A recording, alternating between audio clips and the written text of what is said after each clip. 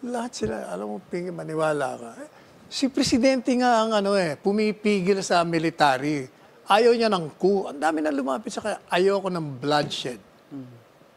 So, you're saying that active and retired military personnel ay lumalapit kay dating Pangulong Duterte? Maraming lumalapit sa kanya. At sinasabi pong ano? O edi, ano pa? Ano po? O edi, mag-take over sila. Kasi kahit nung presidente That's pa yan. serious. Nung presidente pa yan, di ba, iniiwan kami sa cabinet niyan, sa galit niya, kayo, magbahala na kayo, magkudita kayo kung gusto niyo. Ayoko na dito sa gobyerno to.